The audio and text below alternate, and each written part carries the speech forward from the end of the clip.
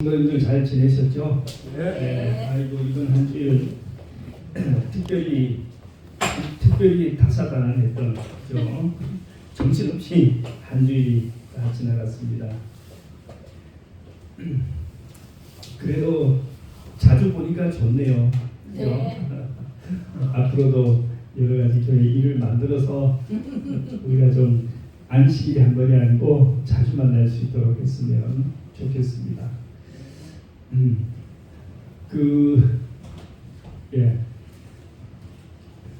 우리 바로 요한계시록 오늘은 이제 7장인데 우리 7장이 아니고 6장인데요. 6장 우리 바로 본문을 들어가도록 하겠습니다.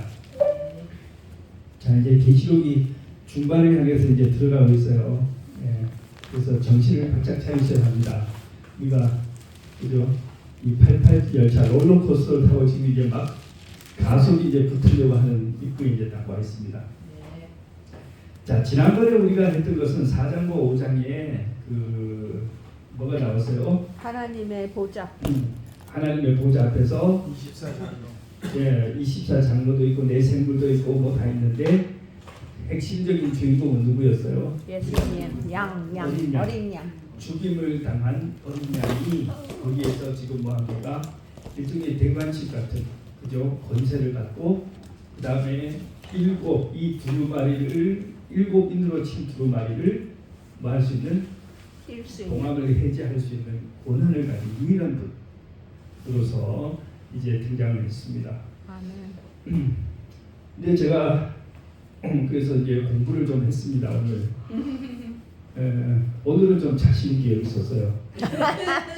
그동안은 덜덜덜 떨면서 두 다리가 앞에 서서 덜덜덜 떨었는데 오늘은 조금 자신감을 가지고 썼습니다. 그냥 공부를 했으니까요. 이제 끝 부분에 결론 부분에 나오지만 이 계시록 4장과 5장 그죠? 어린 양의 그 대관식과 봉인을 해제할 수 있는 권세를 받은 거하고 그 다음에 6장에는 7인이 나오죠. 7인이 나오는데 6개 인이 되는 장면이 하나씩 나오면서 한 장면씩 나타나요.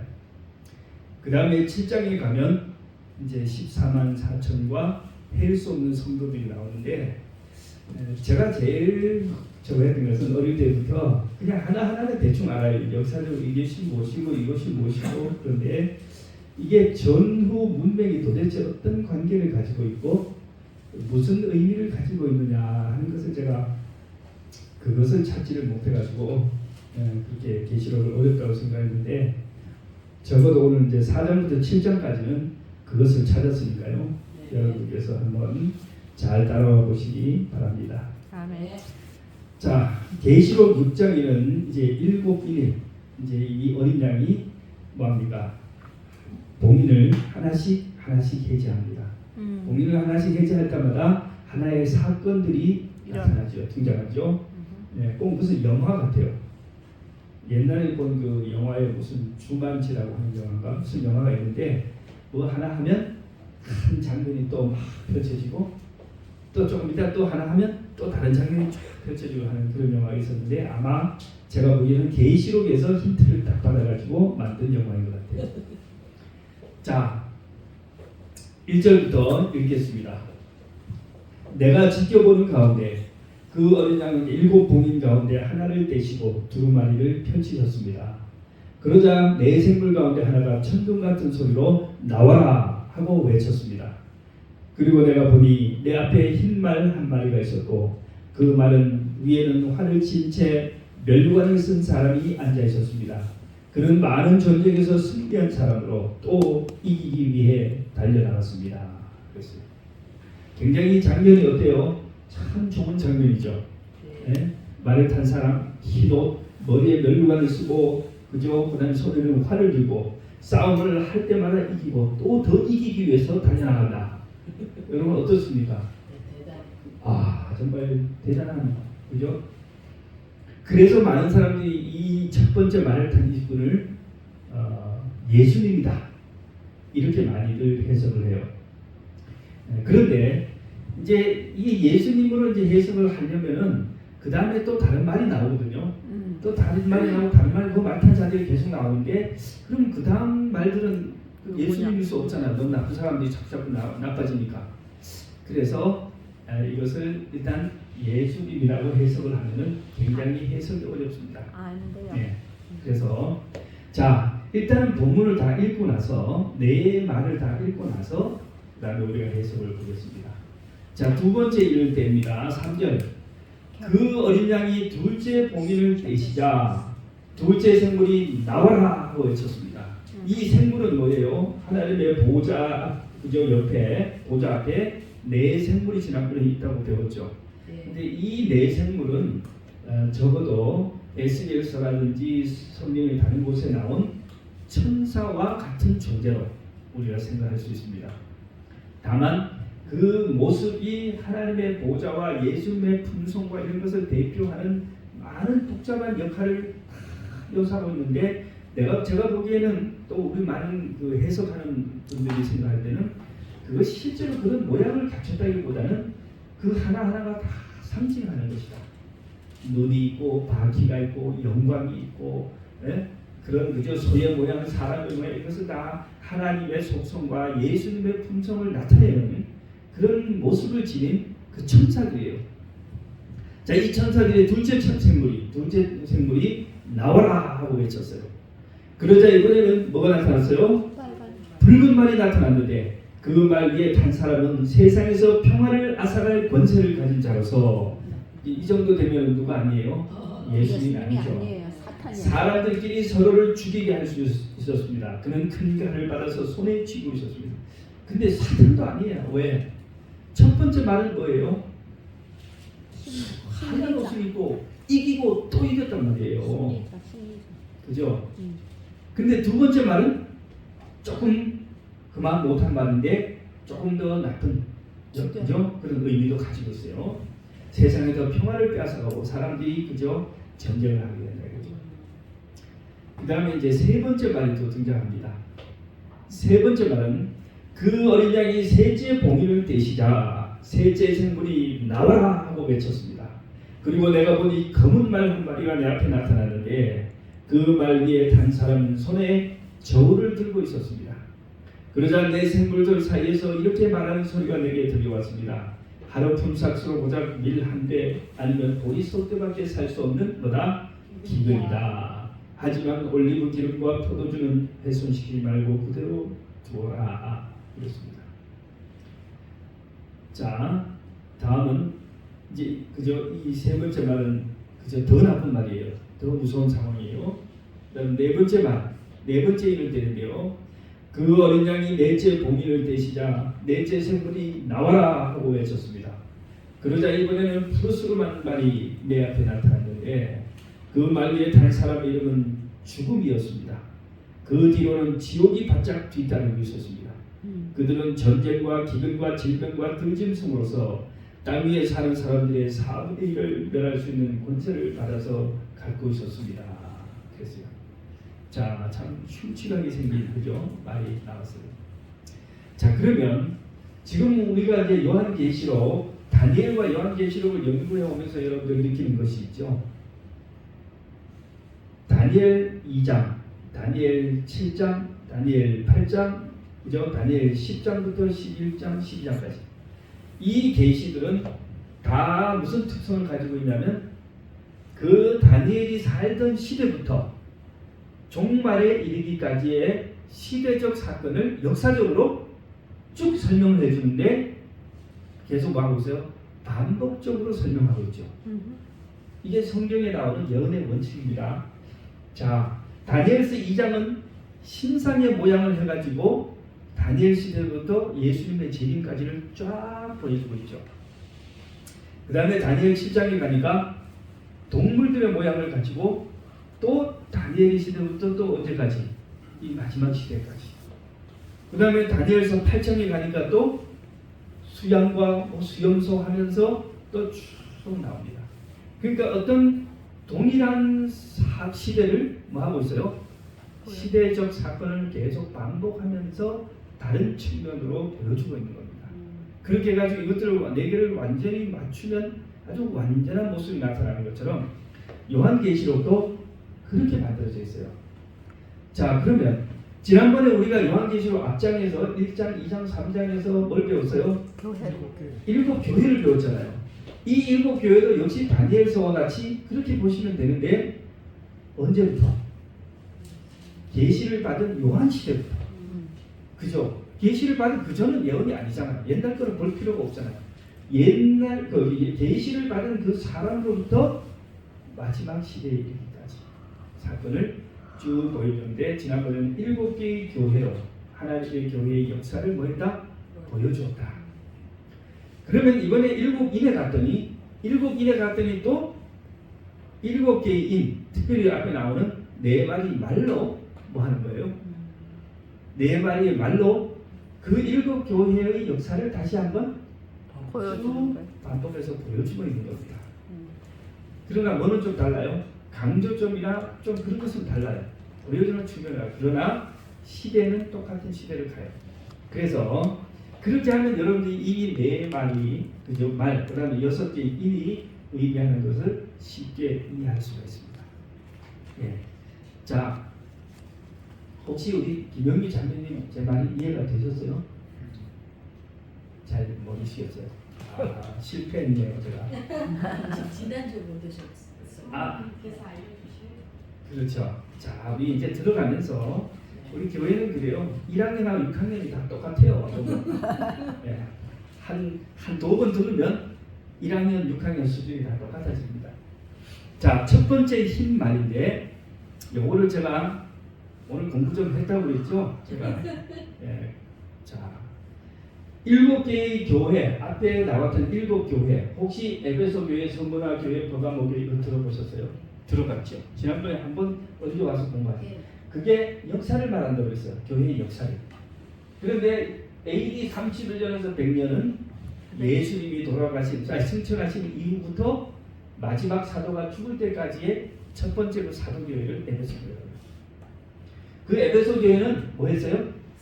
천도했어요. 복음 전도한 그 어려운 가운데서 예수님을 살아서 본 증인들, 그다음에 그 증인들로부터 이어받은 복음 전도자들이 정말 열심히 복음을 전도해서 그죠? 이 바울 같은 사도 같으면 그 당시에 로마까지 가서 복음을 전했잖아요.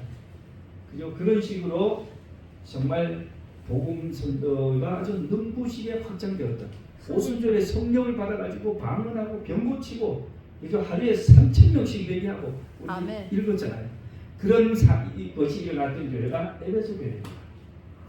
그런데 에베소 교회가 다음 사도들이 다 죽은 이후에 두 번째는 서문화 교회 시대가 되는데 AD 100년부터 언제까지 나면 313년 가장 교회 역사에서 가장 혹독한 박해가 있었던 시대. 그런데 313년에 가서 콘스탄틴 황제가 기독교로 개종하고 뭐 했어요? 밀라노 칙령이라고 해요. 기독교를 합법적인 종교로 공인함으로써 기독교에 대한 혹독한 박해가 막을 내리는 그 박해의 시대가 서문화 교회예요. 그래서 요한계시록에서 뭐 했어요? 아예 책망도 없어요. 너 다시 부탁도 안 해. 일도 안 시켜. 그냥 족하다 이거예요. 그 다음에 이제 세 번째가 뭐냐면 버가모 교회인데 버가모 교회는 로마 교회 저기 황제가 기독교를 봉인한 때로부터 538년까지 538년은 로마 교황이 나는 하나님을 대신하는 온 세상의 교회의 머리다 그렇게 주장하고 그거를 반대하는 나라를 세 나라를 멸망시킨 그렇게 해서 전 세계 로마의 통치를 완전히 공고히 만들었던 쉽게 말해 오늘날 천주교회가 확립된 해가 538년입니다. 암흑시대, 암흑시대. 예, 그때가 뭐예요? 교회는 세상과 타협하고 박해는 그쳤지만 교회는 세상과 타협하고 편들려가고 이때 교리적인 변질이 일어나면서 가톨릭 교회가 천주교회가 만들어집니다. 그래서 우리가 알고 있는 천주교회 많은 교리들이 이때 막 일요일 예배, 성탄절, 막 부활절 이런 것들이 많이 이때 만들어지고 그 다음에 물론 마리아 숭배는 더 뒤에 만들어졌어요. 고해 성사도 이때 만들어지고 많은 비성경적 교리들이 이때 천주교에 다 만들어집니다. 그 다음에 교황이 이제 지상권을 획득한 538년부터 1517년까지 1517년이 언제일까요? 아니요. 아니요, 저거. 종교개혁.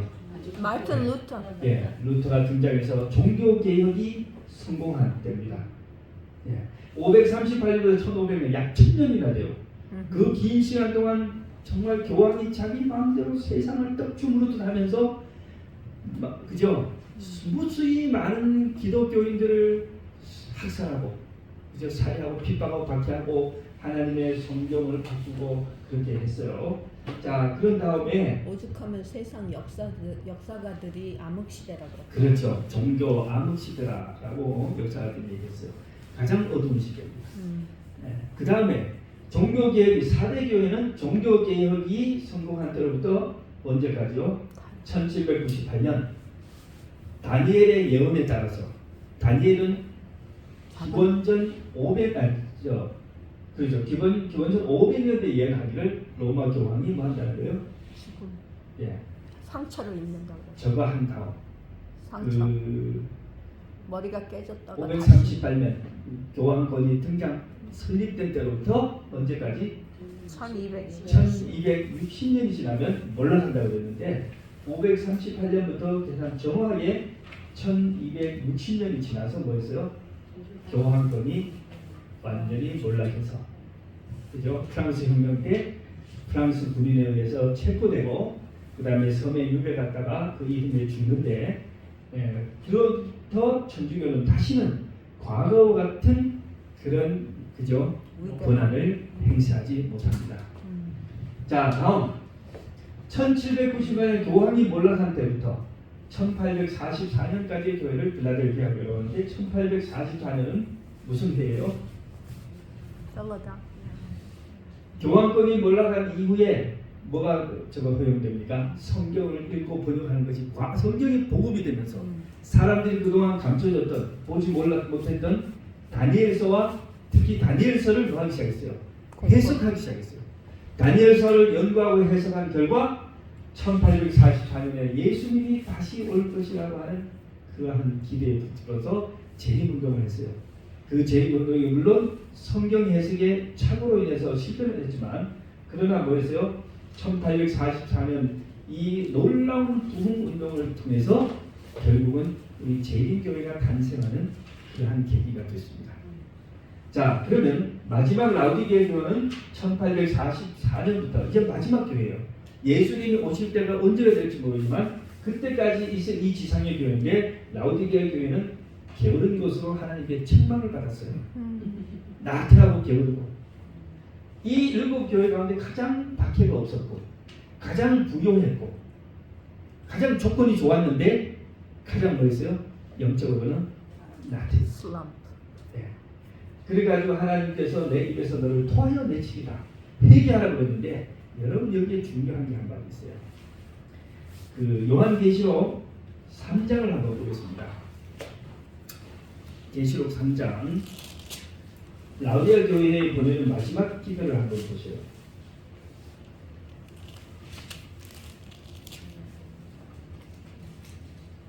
네. 요한계시록 3장 21절 읽어보세요. 이디는 그에게는 내가 내 보좌에 함께 앉게 하여 주기를 내가 이기고 아버지 보좌에 함께 앉은 것과 같이 하리라. 예, 라우디게아 교회가 가장 야단을 들었는데 그런데 라우디게아 교회에 주신 약속은 가장 뭐한 약속이에요? 가장 영광스러운 약속이에요. 그러네요. 다른 교회들은 그저 뭐 멸류관 주겠다, 감추인 돌을 주겠다, 뭐 이름을 주겠다, 뭐 이런 건데 그런 거는 우리에게 그냥 뭐 돌 하나 받아봐야 감추인 만나 줘봐야 아무 관심 없어요. 우리는 어디요? 보자. 여기 예수님과 함께 그 보좌에 앉겠다고 했잖아요. 근데 이게 요한계시록 4장과 5장에 누가 보좌에 앉는 것이에요? 예수님. 어린 양이 예수님이 죽었다가 승리하시고 하늘에 가서 하나님 보좌에 함께 앉는 그 등급 저걸 하는 거잖아요. 대관식을 하잖아요. 어린이집 대관식. 그 다음에 보세요. 그 다음에 계시록 6장에 보면 이 지상에서 교회들이 말하는 게 7이 다 뭐예요? 흰 말, 붉은 말, 검은 말, 푸른 말 하면서 뭐예요? 이게 지상에서 투쟁하는 교회입니다. 뭐 하려고? 이기려고. 이기려고 투쟁을 하는데 지금 이겨요? 못 이겨요? 첫 하얀 말은 뭐 했어요? 이겼어요. 첫 흰 말은 이겼어. 두째 말, 셋째 말, 넷째 말, 네 번째 말까지 다 뭐예요? 아주 갈수록 아주 그냥 형편없어. 어떡하면 좋아. 마지막 말은 막 3분의 1 다 죽어. 그런데 다섯째 일을 가니까 순교자들이 아이고 주님 언제까지 기다려야 됩니까? 언제까지 우리가 이렇게 지고만 있어야 됩니까? 예? 억울합니다. 괴롭습니다. 언제까지 이렇게 지고만 있어야 됩니까? 이 말이잖아요. 그러네. 그랬더니 하나님이 잠깐만 기다려라. 잠깐만 기다려라. 그죠? 그런 다음에 뭐예요? 바로 천체지변이 일어납니다. 하늘에 막 리스본 대지진이 일어나고 하늘에 해가 검어지고 달이 빛빛처럼 되고 별이 떨어지고 이러한 천재지변이 일어나요. 그 일이 있은 다음에 무슨 일이 나? 이러면은 누가 하늘에 가요? 14만 4천인과 헬 수 없는 우리가 천국의 하나님의 보좌에 가는 겁니다. 이해가 되시죠? 구조가 3장 계시록 3장 마지막 절에 하나님 예수님 약속하기를 이기는 자에게는 하나님의 보좌에 앉게 해주겠다. 내가 뭐 한 것처럼 내가 보좌에 앉아 하나님과 함께 보좌에 앉은 것처럼 너희들도 그렇게 해주겠다 했는데 4장과 5장에 가면 예수님이 이기고 먼저 보좌에 앉는 장면이에요. 6장은 교회가 막 투쟁하고 겨우 이겨가지고 7장에 가면 뭐예요? 하나님의 보좌에 이긴 성도들이 다 올라가는 장면입니다. 그래서 7장을 한번 먼저 보여드리겠습니다. 7장을 한번 보여주세요.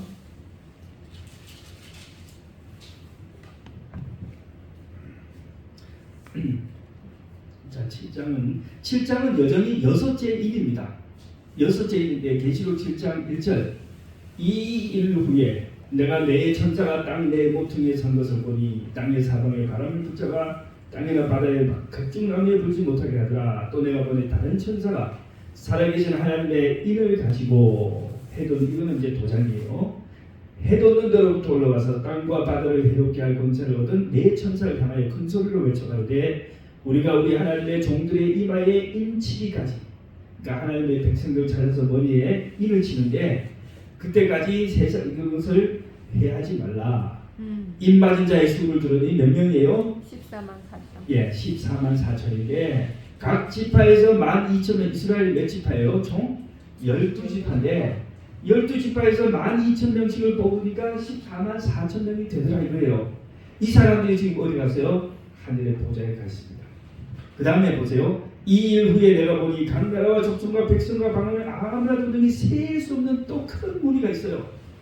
흰옷을 입고 손에 종려 가지를 두고 어디가 있어요? 어린 양 보좌 앞과 어린 양 앞에 서서 자 여섯째 일이 다 끝났을 때 예수님의 재림이 끝난 이후에 이들이 지금 어디 가 있는 거예요? 하나님의 보좌에 가 있는 거예요. 승리자가 되어서 하나님의 보좌에 가서 예수님이 하나님의 보좌에 함께 앉는 것처럼 이들이 하나님의 보좌에 함께 앉는 것입니다. 그래서 계시록 5장은 누구의 대관식? 예수님의 대관식. 그리고 계시록 7장은 누구의 대관식이에요? 우리들의 대관식이에요. 그 사이에 뭐가 있어요? 6장이 끼어 있어요. 6장은 뭐냐면 싸우는 교회입니다. 싸우는 교회. 그 교회가 어떻게 승리해가지고 하나님의 보좌에 같이 앉게 되느냐 이 얘기를 보여주는 것이 4장부터 7장까지의 얘기입니다. 자 그러면 이제 좀 이 흐름이 정리가 되셨죠? 네. 자 이거를 제가 저기로 가져왔는데 컴퓨터가 계시록 4장과 5장은 뭐예요?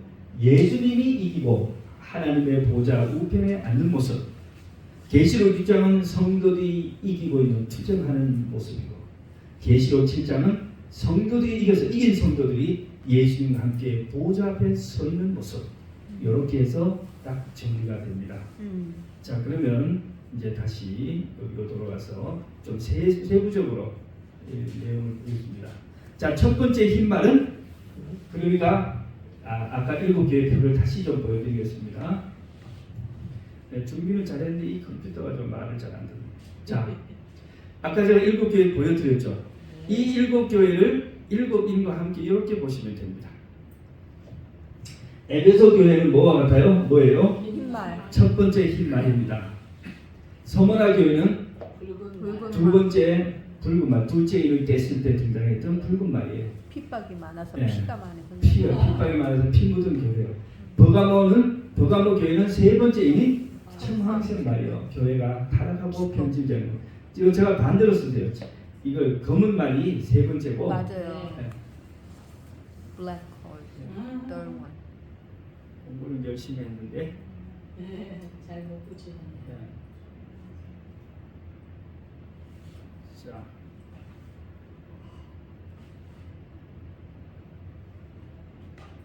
그 다음에 네 번째 이름 뭐예요? 가장 타락한 교회. 가장 타락한 교회.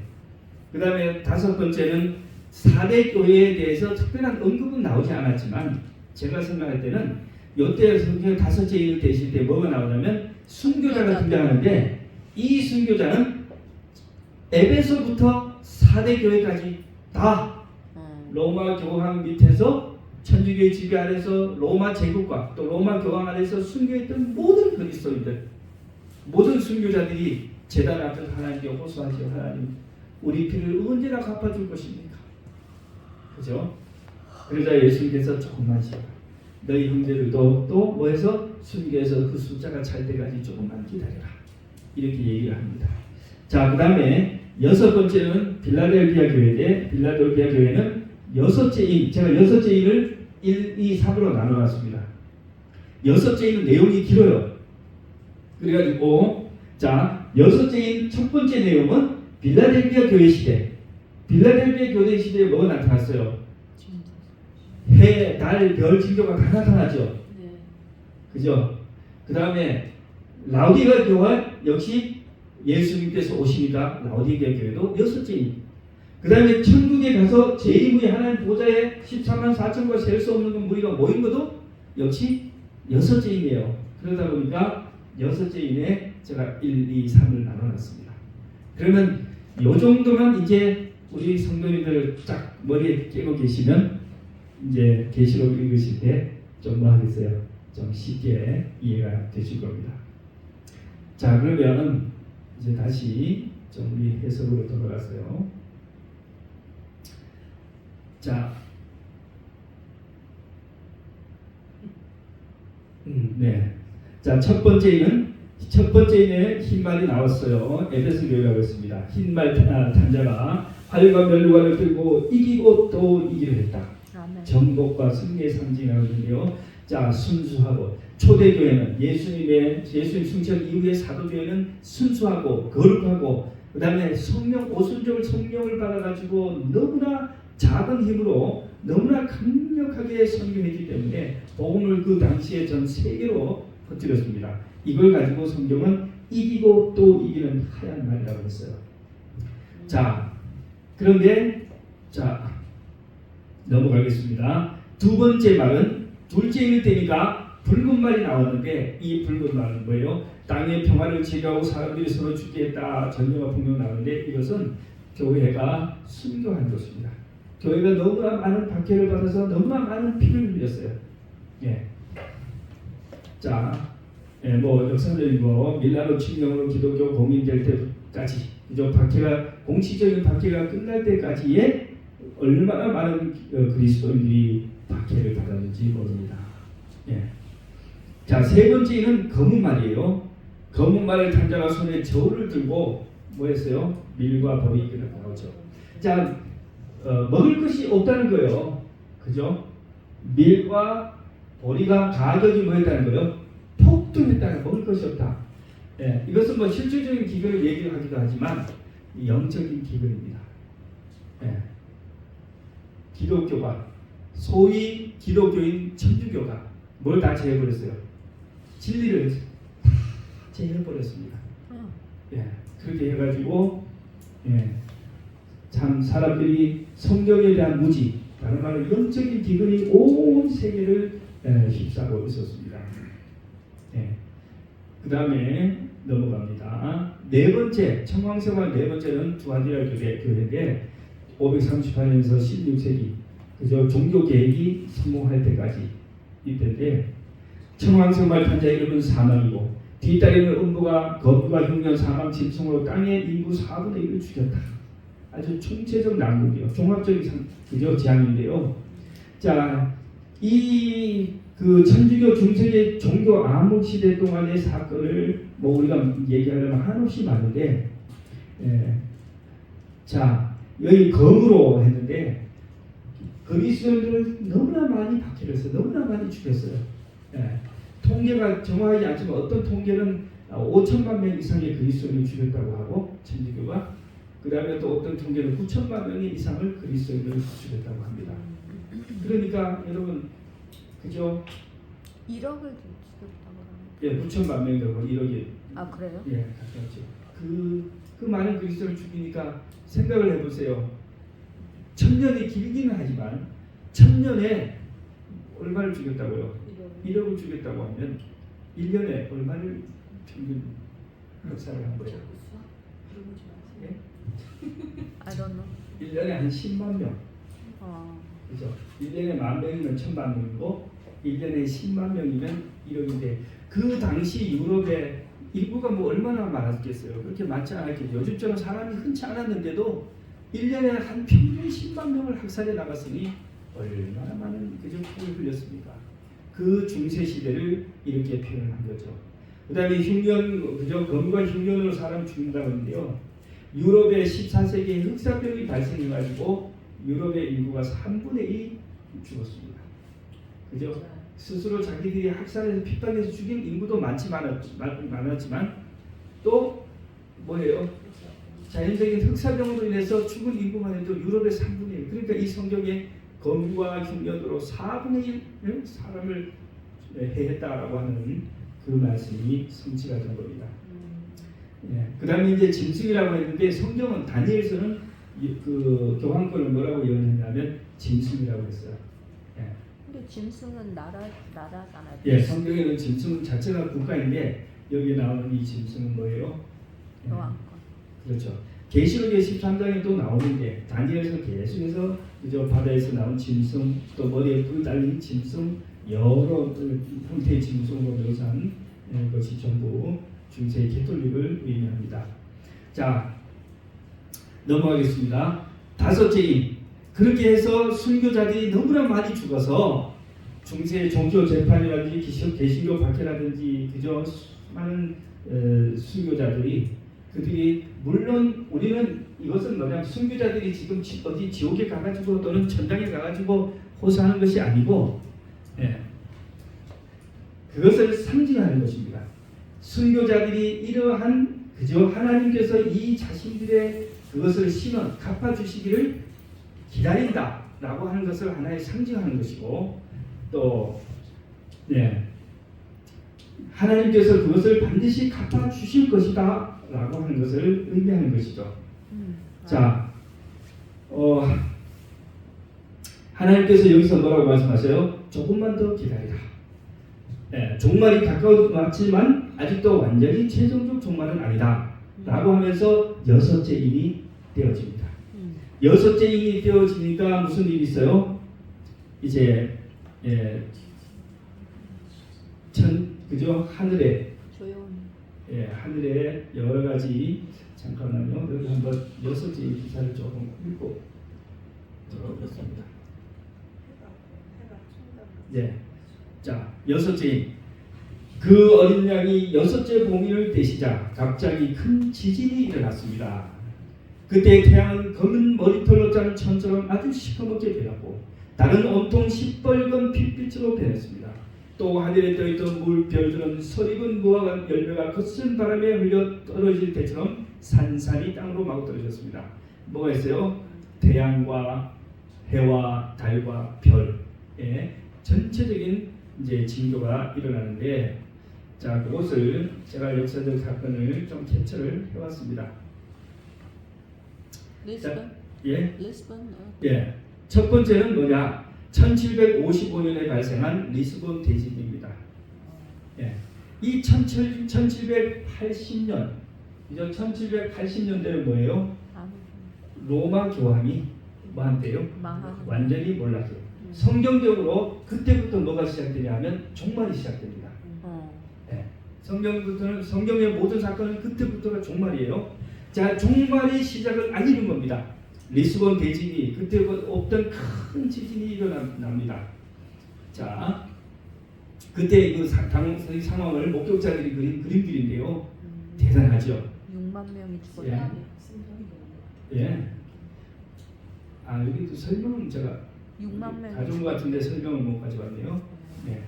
예, 그 다음에 또 뭐가 있었냐? 다크 때. 암흑일이 있었습니다. 다크 때. 예. 1934년 미국 코네티컷주 스탠퍼드 시청 법정에 설치된 이 벽화.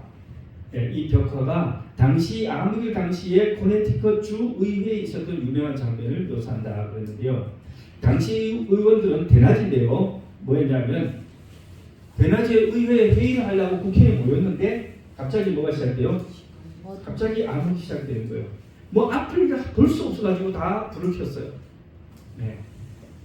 그러면서 당시 의원들은 갑작스러운 어둠에 회의를 중단할지 고민했으나 의원 아브라함 데퍼본트라고 하는 의원이 말하기를 심판의 날이 오고 있다면 우리는 우리의 의무를 다하고 있어야 한다며 회의를 계속하자고 해서 회의를 계속했답니다. 심판의 날이 오더라도 우리 국회의원들은 뭐 해야 된다? 일에. 국회에서 백성들을 위해서 우리는 일을 해야 된다 하면서 회의를 계속 진행한다. 그 장면을 기록한 그린 것입니다. 와.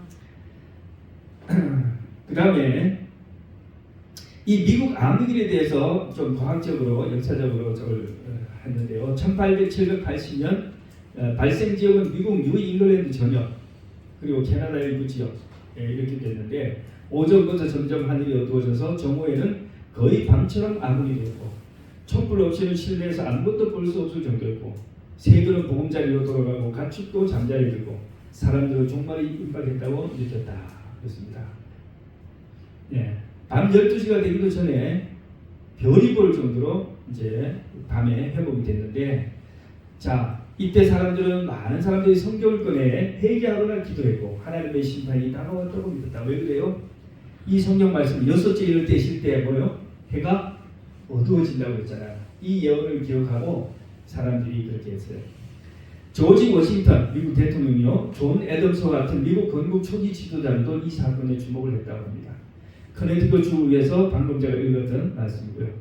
자, 그런데 과학적으로 뭐 이렇게 추측을 하는데 알 수는 없습니다. 대형 산불의 연기와 두꺼운 저기압의 그 안개 구름이 합쳐져 가지고 일어난 특이 현상이었을 것이다. 화산재는 아니었다. 뭐 이렇게 얘기를 하는데 원인을 우리가 알 수는 없습니다. 원인은 알 수는 없지만 이것이 종말 사건을 알리는 또 하나의 징조로 이미 요한계시록에 뭐 있어요? 요한계시록에 기록이 되어 있고 그 종말 사건이 교황이 이제 막 몰락하고 그 다음에 막 그저 6째 일을 때리는 이 시점에 이 사건이 일어난 것은 하나님의 역사이다. 이렇게 봐야 합니다.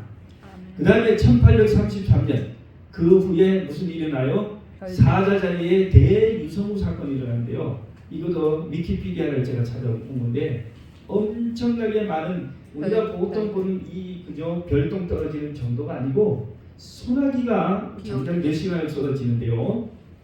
여기 나오죠. 에드문드 바이스라고 하는 사람이 그때 당시를 회상해서 그린 그림입니다. 1888년 출판된 이 사파를 이제 캡처고요. 몇 시간 그랬대요? 예? 몇 시간 그런 거 아세요? 여기 제가 기록해놨을 겁니다. 1833년 11월 12일에서 13일 밤이 지나가는 거죠. 북아메리카 전역에서 사자자리 대유성우가 관측이 됐는데 이때 하늘은 수많은 유성이 빗줄기로 가득 차 있었고 시간당 최대 20만 개에 이르는 유성이 9시간 넘게 쏟아져 내렸다. 9시간. 예. 그러니까 9시간 넘기니까 저녁부터 다음날 새벽까지 막 계속 불꽃놀이 하듯이 하늘에서 유성이 떨어진 거예요. 그죠? 예. 영미 이거 신기하지? 이거 진짜 미국에 있었던 예. 일이야. 이 유성은 해성 템펠 터틀의 잔해가 지구 대기로 진입하면서 발생한 자연현상입니다. 과학적 유성 후에 복사전 사자자리가 처음 확인한 계결됐고 뭐 이렇게 했고요. 당시 많은 사람들은 이 현상을 심판의 날이 임박한 징조로 여기며 두려움에 휩싸였고 종교적 열풍과 사회적 동요가 크게 일어났습니다. 제림교에서는 이 1833년 유성우를 요한계시록 6장 13절 하늘의 별들이 땅에 떨어지더라의 성취로 해석하며 제림의 징조 중 하나로 간주합니다. 예. 자, 어쨌든 여러분 여섯째 임을 내실 때 그때에 이 사건들이 다 뭐 하는 거예요? 다 일어나는 거예요. 그 달이 빛처럼 붉어지는 것은 해가 어두워진 그날 같은 날이 일어났습니다. 해가 어두워진 그날 밤에 달이 완전히 빨개. 빛으로 그게 떠올랐거든요. 자, 그렇게 하고 여섯째 일이 이제 시작을 하는데요. 마태복음 24장 19절에 예수님께서 오시기 전에 있을 징조를 예언하는데 이렇게 됐어요. 마태복음 24장 29절 그날 환란 후에 즉시 해가 어두워지며 뭐 후에? 환란 후에. 그러니까 성경은 여섯째 인이 떨어지기 전에 그 안에 앞에 5개 이런 사건을 전부 뭘로 봐요? 환란으로 보는 겁니다. 환란으로. 그래가지고 우리 요 계시록도 보니까 순교자들 나오잖아요. 순교자들이 저기 나와요. 환란 후에 즉시 해가 어두워지며 달이 빛을 내지 아니하며 별들이 하늘에서 떨어지며 하늘의 권능들이 흔들리리라 이랬어요.